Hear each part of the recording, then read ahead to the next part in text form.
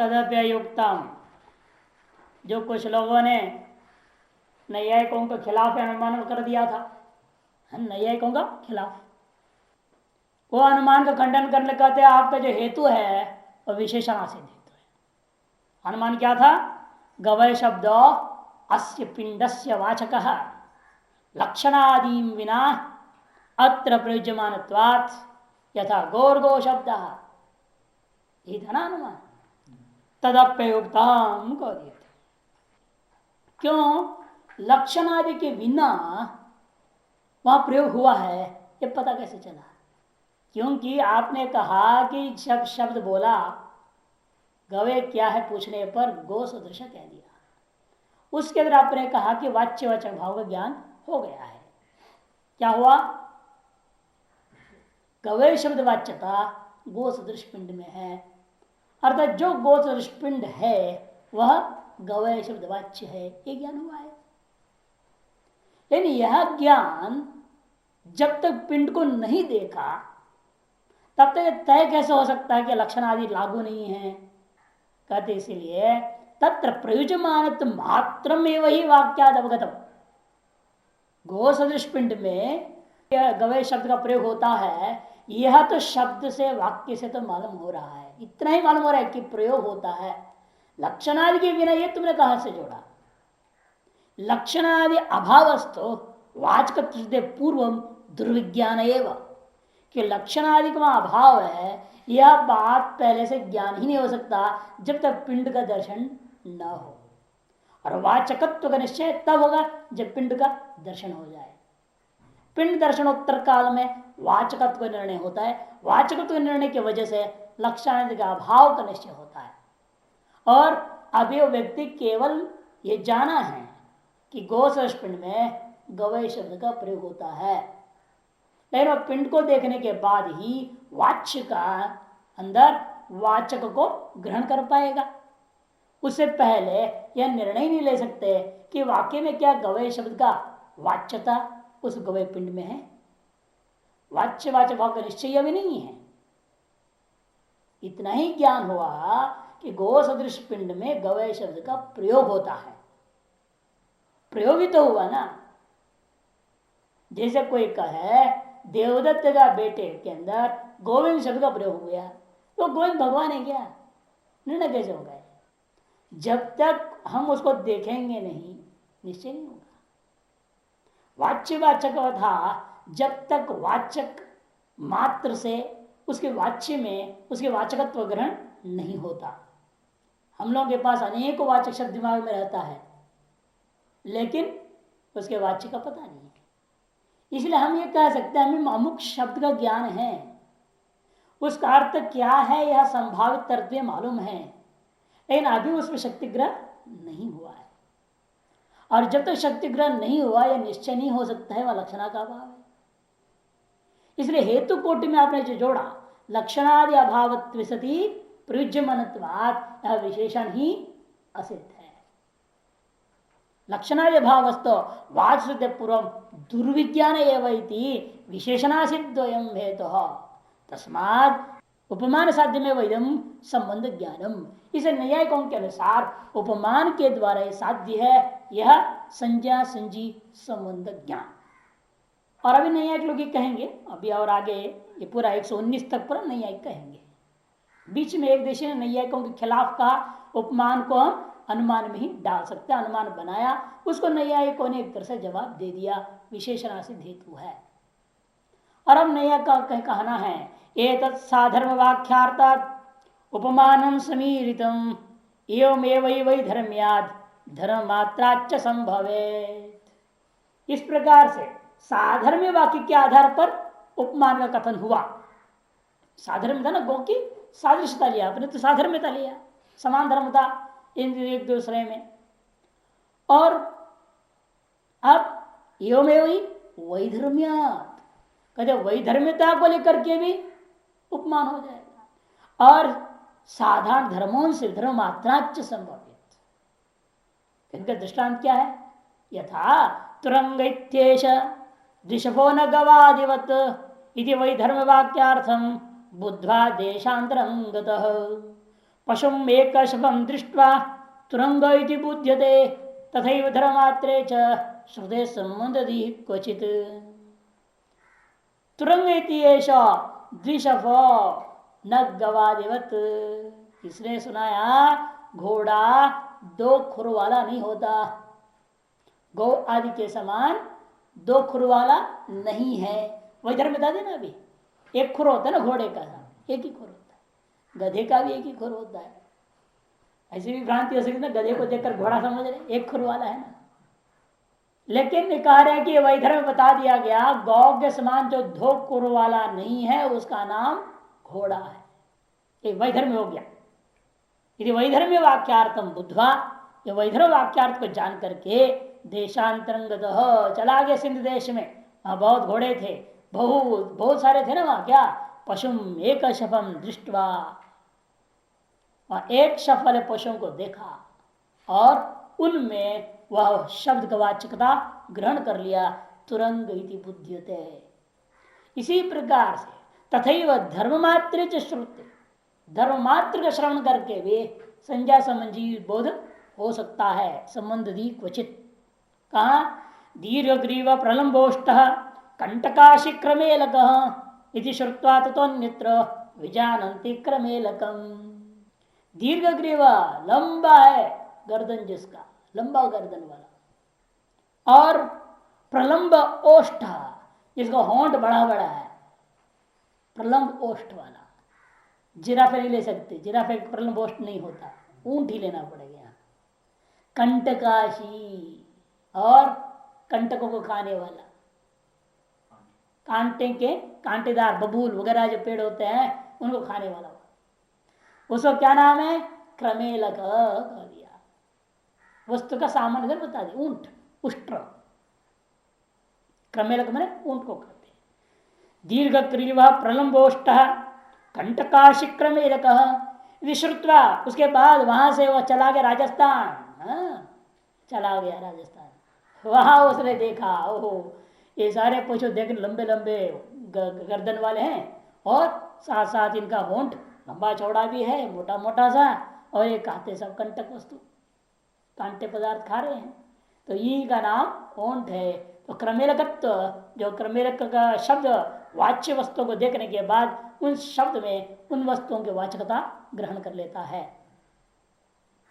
एवं साधर्म्य वैधर्म्य धर्म मात्र विभेदतः त्रेधाति देश वाक्यार्थ तस्मादुपमिति त्रिधा।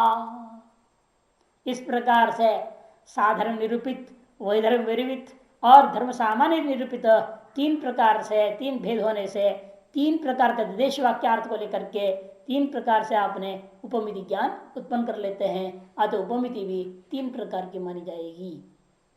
इति यहां तक नैयायिकों ने अपना कह दिया। अब मीमांसा कहते सब मूर्खों की जो है ढोल पीट ली, इन्होंने कुछ जानते हैं नहीं क्या है उपमिति, और बकवास कर दिया। तैदम दुर्मतम हेयम यथा संबंध धीर्यम प्रत्यक्षानुगृहीतेन शाब्देनैवोपजन्यते।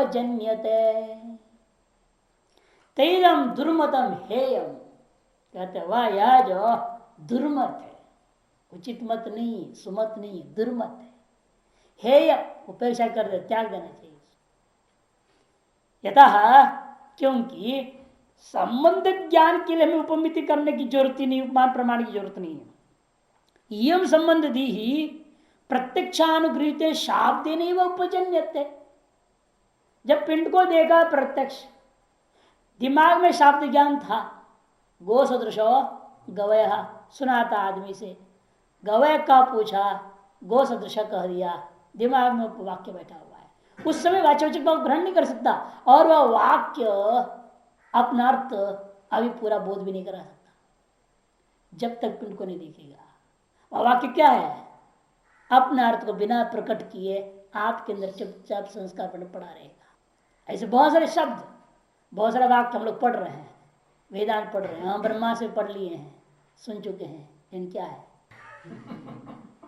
कुछ नहीं। इसका असली अर्थ तब होगा ना जब अनुभव हो जाएगा। लेकिन जिस दिन अनुभव होगा तभी माना जाएगा इस वाक्य का असली अर्थ हमको समझ में आएगा। अभी तो केवल परोक्ष है।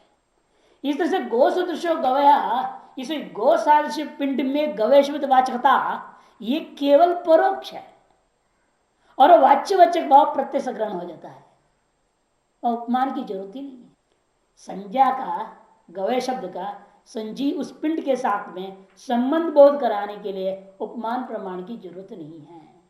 प्रत्यक्षानुगृहीतेन शाब्देन नैव उपजन्यते, प्रत्यक्ष के मैंने चक्षु के द्वारा अनुगृहित होकर के ही वह जब जंगल में पिंड को देखा उस समय में उसके वाच्यवाचक भाव का संबंध ग्रहण हो गया।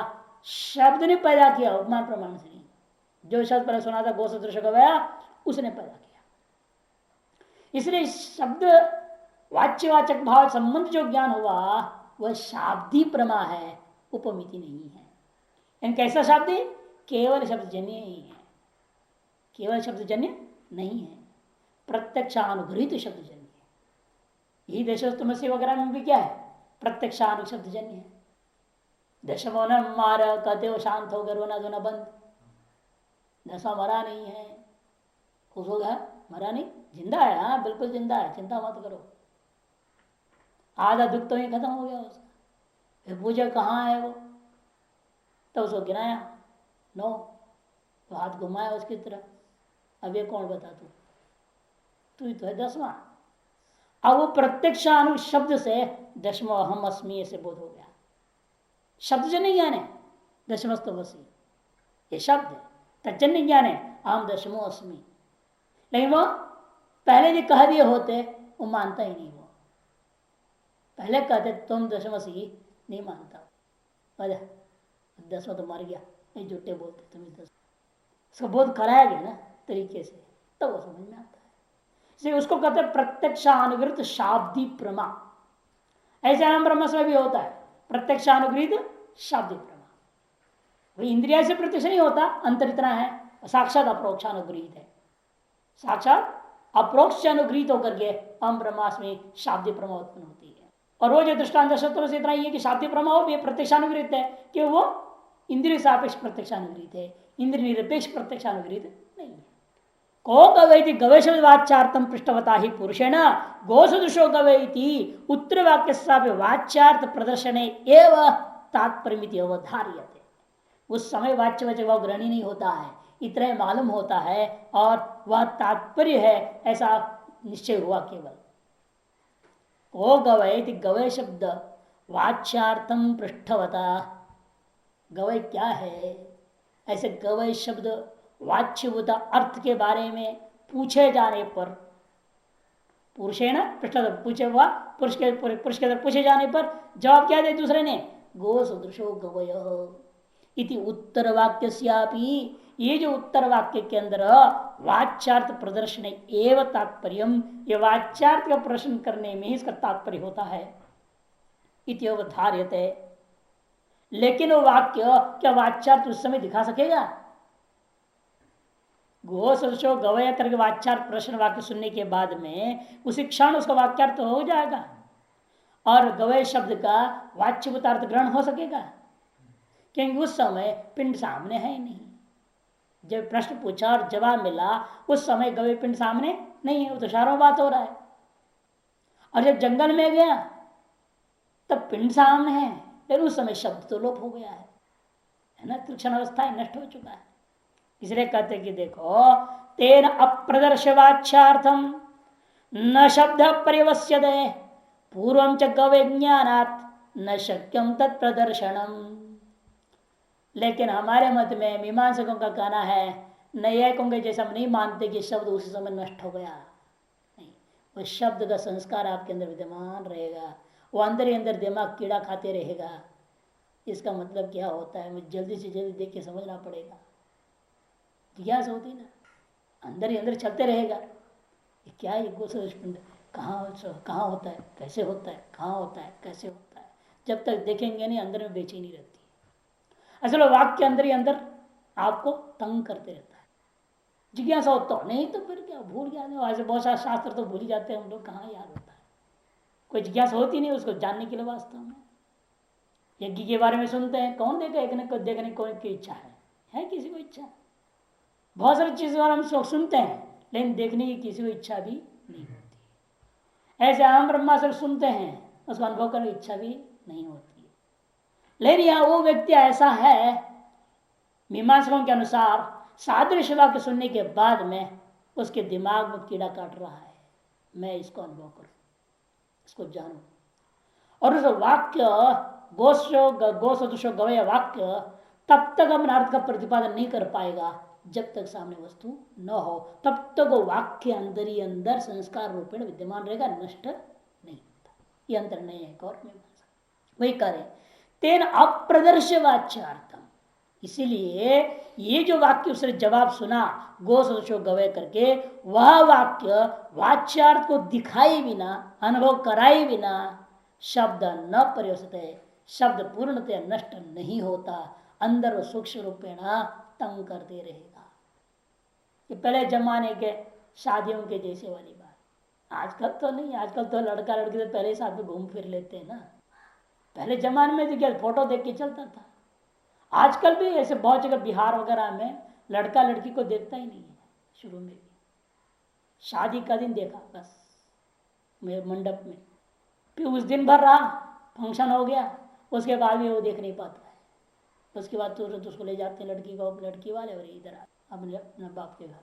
फिर वो उम्र के हिसाब से गौना करके करते लोग 2 3 साल 4 साल 6 साल बाद, तब वो दोनों को साथ में छोड़ते, उसके बाद वो साथ में रहने लगेंगे। ये उनकी प्रक्रिया है। इस प्रक्रिया में क्या होता है, लड़का लड़की का फोटो ही देखते रह जाता है, लड़की लड़के का फोटो देखते रहे, लेकिन अंदर में इतनी जिज्ञासा हो जाता है कब मिले हम दोनों, तड़पन होती है। वो इतना तड़पन ऐसा होता है, उसका कारण इस तरह से बन जाता है कि अंदर में प्रेम इतना जग जाता है, जब मिलते हैं तो जिंदगी भर के लिए मिल जाते हैं।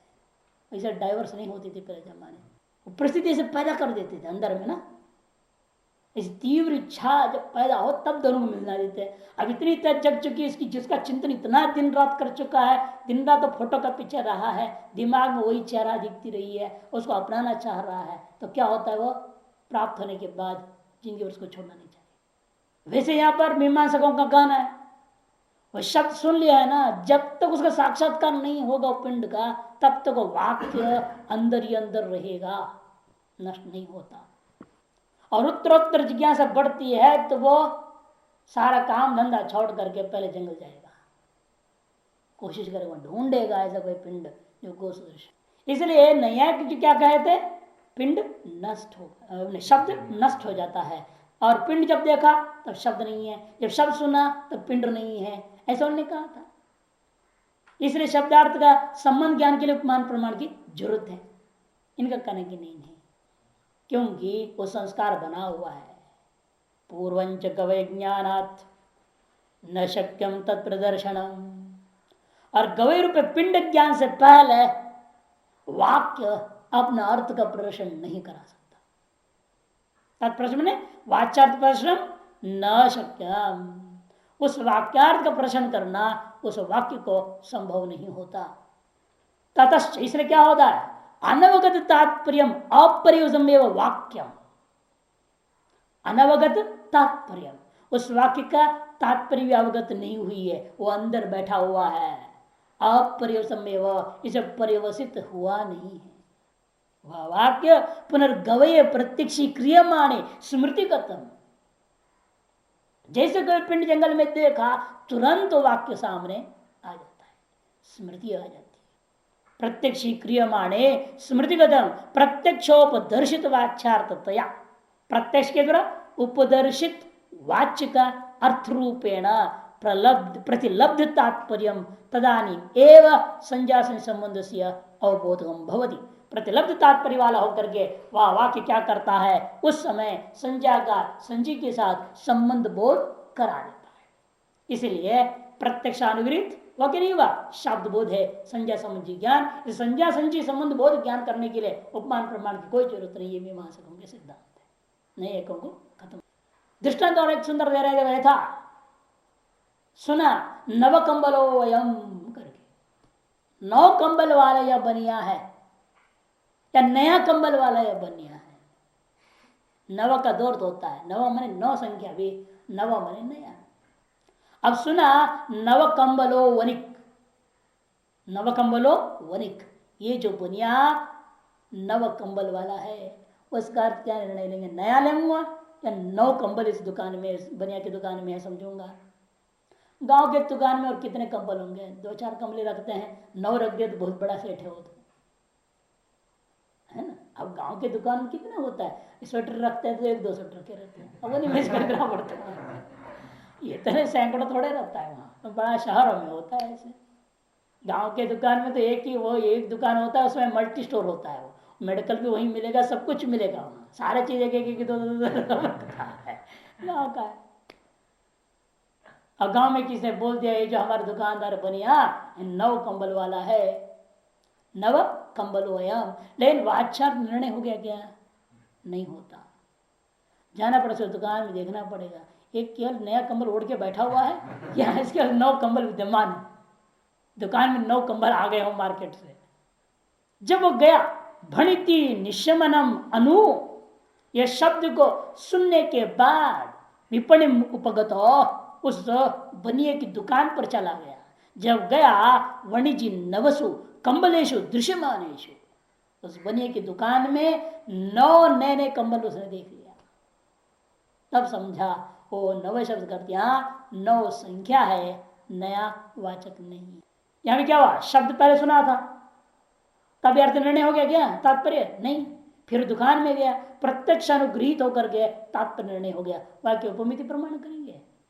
इसलिए दृष्टांत ऐसे दिया, प्रत्यक्षानुगृहित भी शाब्दी प्रमा होती है, यथा आपका गोसुष गौय में भी शब्द प्रत्यक्षानुगृहित शाब्दी प्रमा ही है, उपमिति प्रमा नहीं है। दृश्यमानेश संख्या विशेष तात्पर्य अवधार्य वाक्यार्थम बुध्यते तथा अत्रापि द्रष्टव्यम, संख्या विशेष में ही उसका तात्पर्य, नव शब्द का संख्या विशेष में तात्पर्य है। दुकान में जाने के बाद नौ कंबल को देख करके निर्णय लेता है, वाक्यार्थ का निश्चय तभी कर पाता है, उससे पहले नहीं होता। उसी प्रकार यहां पर समझो, तथा अत्रापि द्रष्टव्यम, तस्मात् प्रत्यक्षानुशाब्द साध्यम एवं संगति ग्रहण विधि न प्रमाणांतरम अन्वेषणीयम।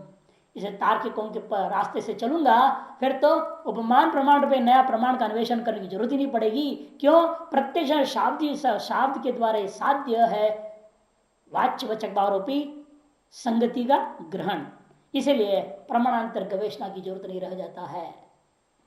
किंच, और दूसरी बात आपने कहा उपमिति प्रमा है वह जो संज्ञा संबंधी संबंध ज्ञानम उपमिति ही, संज्ञा संचि संबंध ज्ञानम कहते, क्या दुनिया में उपमा शब्द का अर्थ वाच्य वचक संबंध ज्ञान को कहते हैं?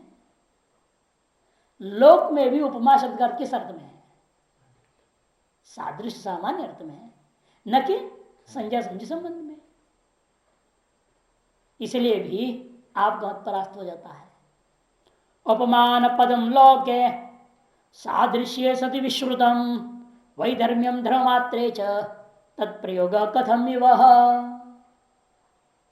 उपमान ये जो पद है दुनिया में सादृश्य मात्र में प्रयोग होता है, वही सदृशता में विसदृशता में वही धर्म में प्रयोग नहीं होता।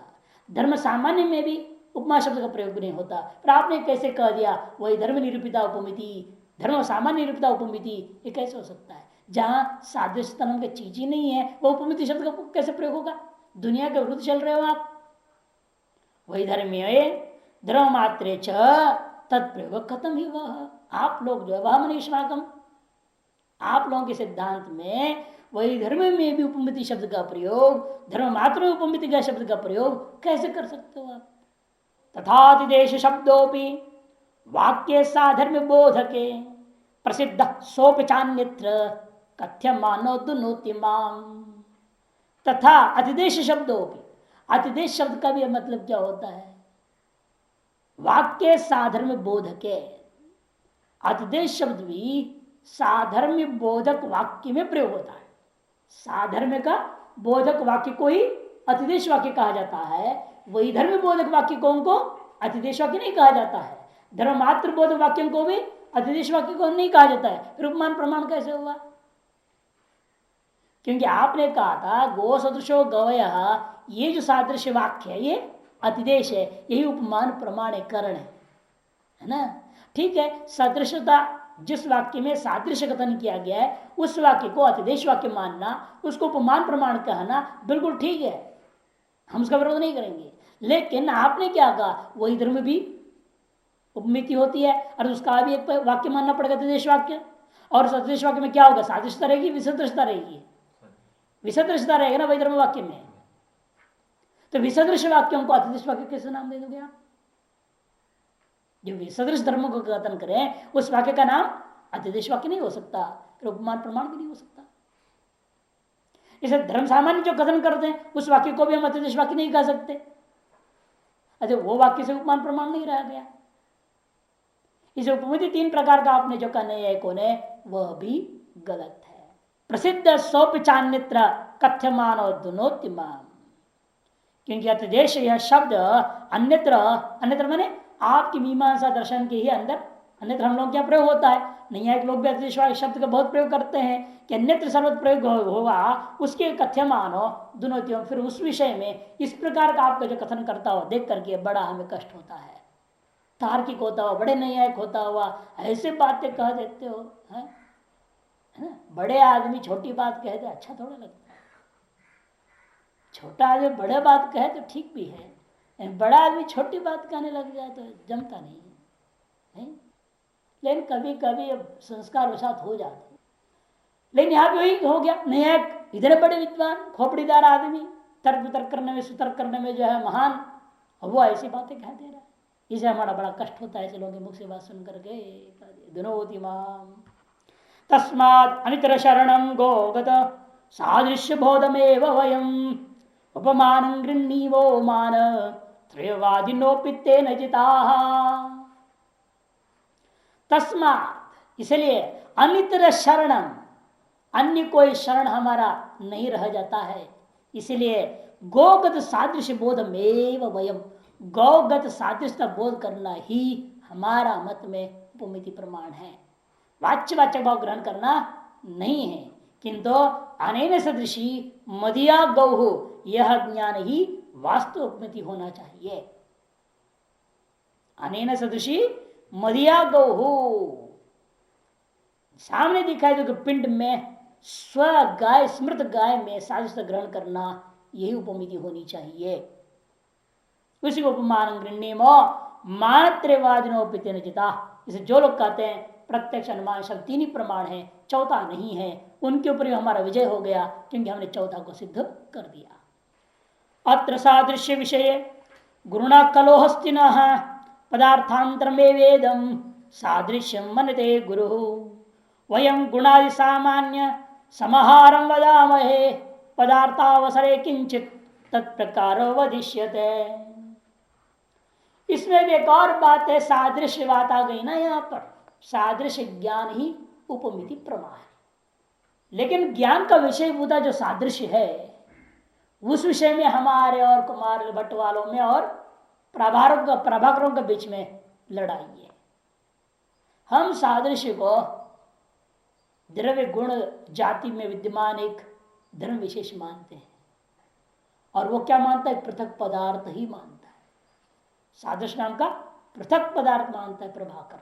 वह कहते सादृश्य विषय गुरुना कलहो अस्ति न, हमारा गुरु के साथ में लड़ाई है, किस विषय में, सादृश्य के विषय में। क्यों, वो पदार्थांतरम में वैदम सादृश्यम अन्यदे गुरु हो, गुरु जो है प्रभाकर इस सादृश्य को एक पृथक पदार्थों में गिनती कर देता है, पदार्थों की संख्या लंबा चौड़ा बना दिया उसने, ज्यादा गिना दिया पदार्थ। सादृश्य को भी अलग पदार्थ मानते, द्रव्य गुण कर्म सामान्य के अलावा सादृश्य एक अलग पदार्थ है, शक्ति एक अलग पदार्थ है। तो लेकिन हम क्या मानते हैं, वयम गुणादि सामान्य समाहारम, गुणादि समान धर्मों के समाहार को हम सादृश्य मानते हैं। इस विषय विस्तार पर चिंतन प्रमेय विभाग में हम करेंगे, ये तो प्रमाण की चर्चा चल रहा है ना। इसे पदार्थ अवसर किंचित तत्प्रकारो वदिष्यते है, पदार्थों का विवेचन के अवसर में इस विषय में जो विशेष बात कुछ कहना है वह हम वही कहेंगे। इस प्रकार से उपपत्ति प्रमाण का विचार पूरा होता है। अब अर्थापत्ति प्रमाण का विचार आरंभ करते हैं। अन्यथानुपत्या उपपादक कल्पनम तदर्थापत्तिरित्येवं लक्षणं भाष्य भाषितम। पीनत्वादि उपपाद्यों की अन्यथा अनुपत्ति के कारण पीनत्वादि अन्यथा उत्पन्न हो रहे हैं। उपपाद्य कौन है? पीनत्व। उसकी अन्यथा अनुपत्ति के आधार पर हमने एक उपाधि की कल्पना कर लिया। उपाधि कौन है? रात्रि भोजन की कल्पना कर लिया। देवदत्तो पीनो पीनो देवदत्ता दीवान भूमते। मोटा ताजा देवदत्त दिन में भोजन नहीं करता। यह वाक्य सुनने के बाद वह पीनत रूप उपाद्य अनुपन्न होने के कारण अन्य किसी प्रकार से उत्पन्न हो नहीं सकता। इसीलिए क्या करना पड़ा? हमें उपादक भूता रात्रि भोजन की कल्पना करना पड़ता है। तद अर्थापत्ति है, इसी का नाम अर्थापत्ति है। इत्येवं लक्षणम भाष्य भाषितम। यही लक्षण शाबर भाष्य, मीमांसा भाष्य कौन है? शबर मुनि के कृत शाबर भाष्य में ऐसा ही लक्षण का कथन किया गया है। नीचे दिया भी लक्षण दृष्ट श्रुतोवार्थ अन्यथा नोपपद्यते अर्थ कल्पना। शबर भाष्य पृष्ठ 37। दृष्ट श्रुतो वा अर्थ, देखा हुआ या सुना हुआ अर्थ है, लेकिन वह उपपन्न नहीं हो रहा है। अन्यथा नोपपद्यते, अन्य किसी प्रकार से उत्पन्न होता नहीं बिना कुछ कल्पना किए। और जिसकी हम कल्पना कर रहे हैं वही अर्थ की कल्पना कही गई जाती है। अतः इसका नाम अर्थापत्ति। शुरू में सोचे तो आपत्ति, आपत्ति माने बड़ा समस्या है, ऐसा अर्थ लेते हैं ना। आपत्ति माने बड़ी समस्या। अर्थ क्या समस्या हो गई है? धन धन की समस्या, अर्थापत्ति। लेकिन आपत्ति का अर्थ आपादनम, अर्थस्य आपादनमिति आपत्ति। उपादनम आपादनम उपादनम इत्यर्थ। इसलिए उपाद्य उपादक भाव कह देते हैं हम। आपाद्य आपादक भाव भी कहा जा सकता है। उपपाद्य उपपादक या आपाद्य आपादक भाव, वो आपादकता आपादकतम, इसका नाम आपत्ति है ना। नुड़ के जगह पर तिन कर दिया। आंग से पद धातु है, आंग पद धातु से तिन कर दो आपत्ति, पद से नुड़ करो तो आपादक। नुड़ नित्य है ना, वृद्धि हो जाएगी, आपादक बन जाएगा। आपाद्य आपादक आपत्ति। अर्थ से आपत्ति रीति अर्थापत्ति, अर्थ से आपादनम इत्यर्थ आपादनम इत्यर्थ। तत्र च प्रमाणद्वय विरोध अनुपपत्तिरित्युच्यते। यह अनुपत्ति क्या हुई है? प्रमाण द्वय के साथ विरोध हो रहा है। प्रमाण द्वय का विरोध है।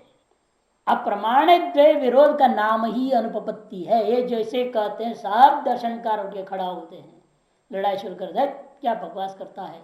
दो प्रमाणों का भी विरोध हो ही नहीं सकता। दो प्रमाणों का विरोध हो नहीं सकता, क्योंकि समझते नहीं क्या बोलना चाह रहे हैं। वो समझते प्रमाण का मतलब दो प्रामाणिक ज्ञान, और उनका दो प्रामाणिक ज्ञान का कभी विरोध होता नहीं। और कहीं विरोध है तो वो एक ज्ञान प्रामाणिक होगा, दूसरा ज्ञान अप्रामाणिक हो जाता है। यथा इदम रजतम प्रामाणिक है तो नेदम रजतम अप्रामाणिक है, और नेदम रजतम प्रामाणिक है तो पहले नेदम रजतम वो भ्रांति है, वो अप्रामाणिक हो जाएगा। माने एक प्रामाणिक होगा एक अप्रामाणिक हो तो पक्की बात। दो प्रमाण जन्य ज्ञान में सदा एक ज्ञान प्रामाणिक होता है, दूसरा ज्ञान अप्रामाणिक होता है। इसलिए प्रमाण द्वय का बीच में कभी विरोध होता ही नहीं है कि जो अप्रामाणिक को प्रामाणिक बात देता है, विरोध कहाँ रह गया? खत्म कहानी, विरोध खत्म हो जाती ना। तब सिद्धांति या मीमांसा कहता अरे भाई हमारी बात थोड़ा समझो, अब क्या कहना चाहिए। दो प्रमाण परस्पर विरोध होने का तात्पर्य हमारा है, एक वह साधारण ज्ञान है, दूसरा असाधारण ज्ञान है, और परस्पर अविरुद्ध है। किसी अंश में विरोध प्रतीत हो रहा है, उसका अविरुद्ध अंश का हमें ग्रहण करना है, विरोध अंश का वो परिहार करनी है, त्याग नहीं परिहार करना है। विरोध अंश भ्रांति है, उस विरोध अंश को भ्रांति को दूर करते हुए अविरुद्ध अंश में बोध कराने का नाम ही अर्थापत्ति।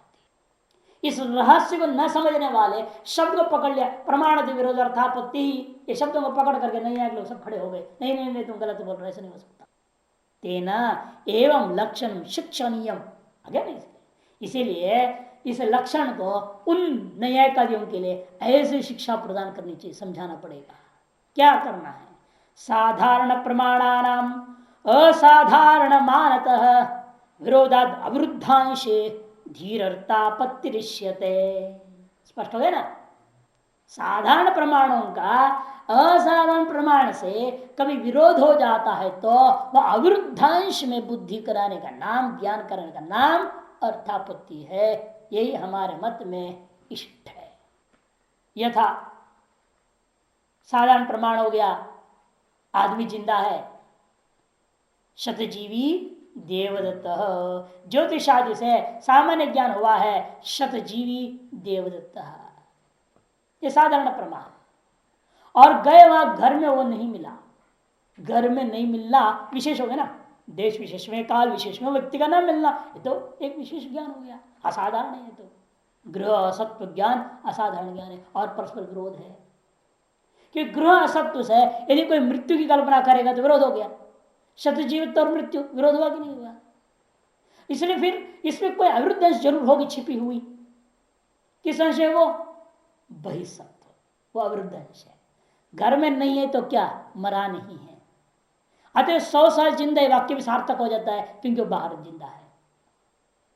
तो बहिसत्व की जो कल्पना मैं करूंगा, ये क्या हो गया? इन दोनों विरुद्ध वाक्यों का अविरुद्ध अंश है वो। ग्रह असत्व, शत जीवित्व परस्पर विरोधी है और इस विरोध को दूर करता है बहिसत्व। अतएव सामान्य प्रमाण शत जीवित्व, असाधारण प्रमाण ग्रह असत्व का में संभावित विरोध को देखते हुए अविरुद्धांश होता बहिसत्व जो कल्पना की जाती है, इसी का नाम अर्थापत्ति। यथा जीवन मानस्य गृहाभाव प्रमाणतः विरोधाद कारणीभूताद बहिर्भावस्य कल्पनम। जीवन मानस्य, ज्योतिष के वाक्य के शब्द से आधार पर जान लिया, यह जीवन बोधक जो प्रमाण है, जीवन मानस मैंने प्रमाणस्य, जीवन मैंने 100 साल जीवन का बोधक जो ज्योतिष वाक्य है, उसके द्वारा गृहाभाव प्रमाणतः विरोधात, लेकिन घर में उसका अनुपलब्धि के कारण से विरोध हो गया। 100 साल जिंदा है आदमी, हमेशा घर में रहने वाला, आज पता नहीं क्या हो गया, क्यों नहीं मर तो नहीं गया, सीधा शंका ही आता है।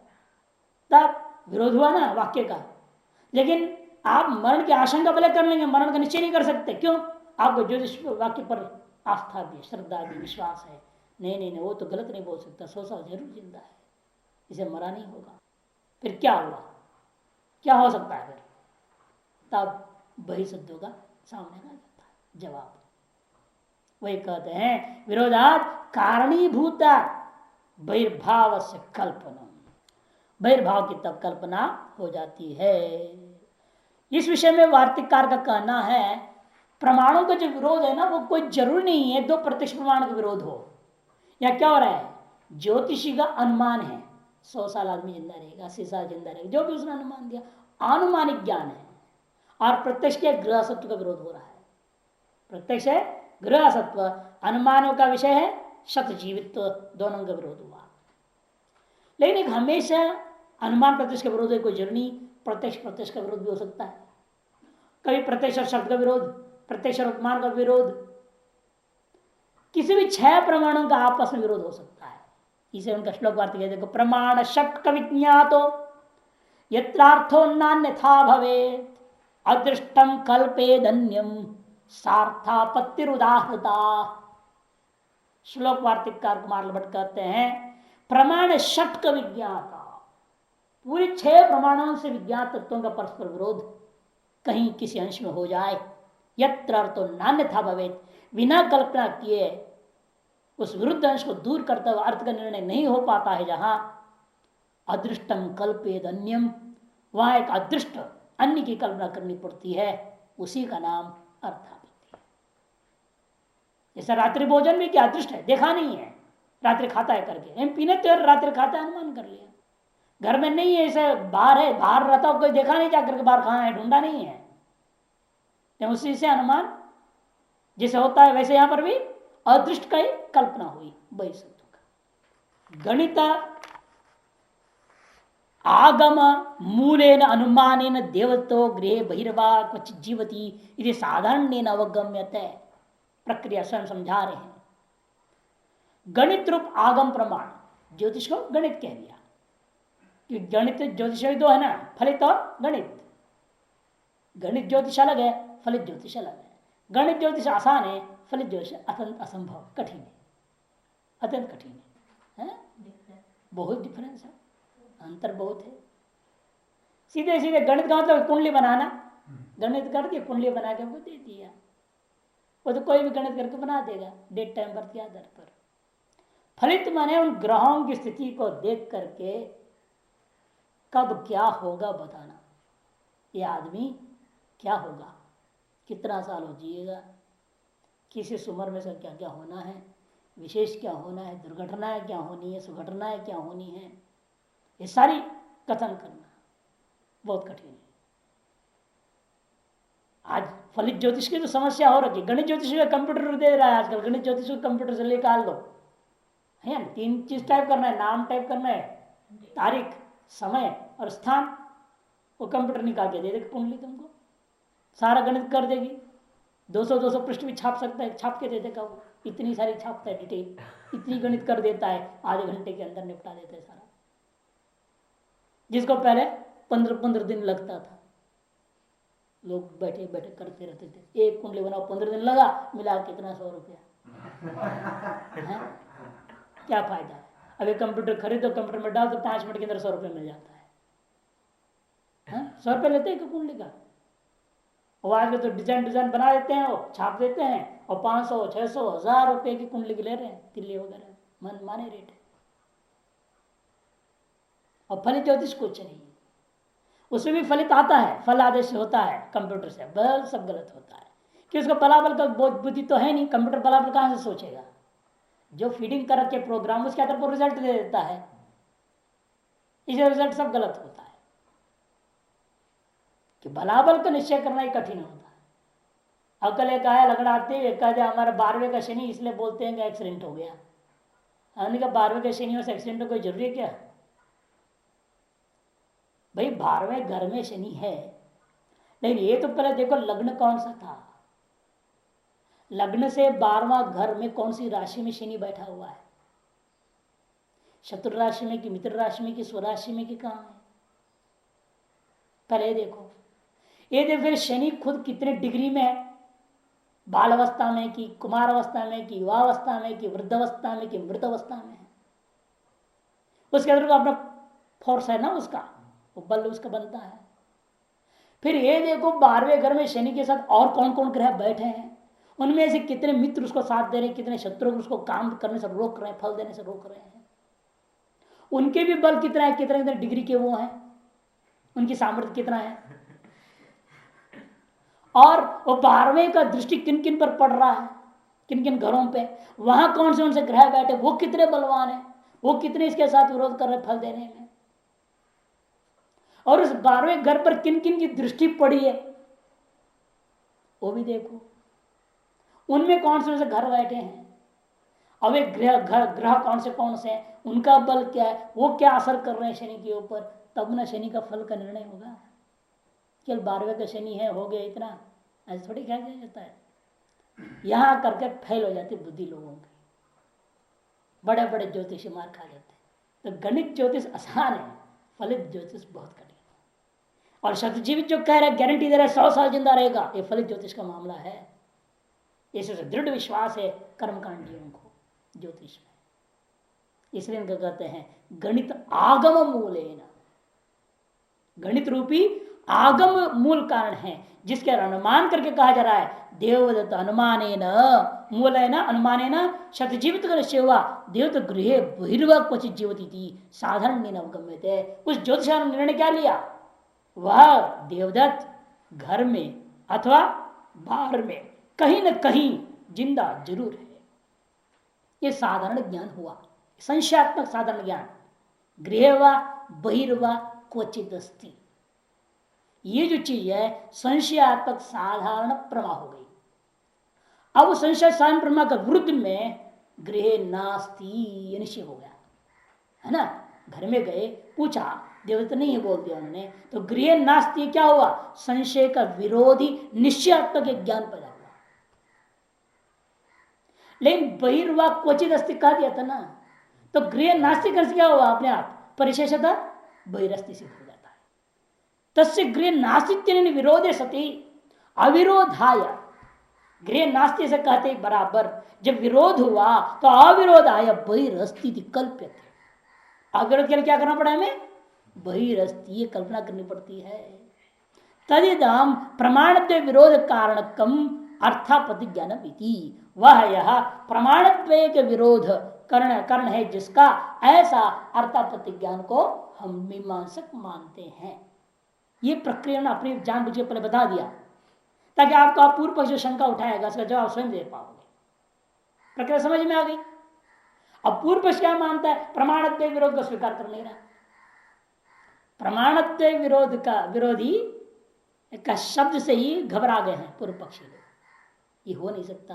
अब पूर्व पक्ष स्टार्ट होता है, अमुष्यास्तनुमानत्वम इच्छन्त तार्किका जगो न मानुर्विरोधो अस्ति प्रसिद्धेच्छाप्यसौ समः। अमुष्यस्तु अनुमानत्वम इच्छन्त, अमुष्य माने इस अर्थापत्ति प्रमाण को अनुमान में अंतर्भाव करने की इच्छा से तार्किका जगु, तार्किक लोग यह बात कहते हैं।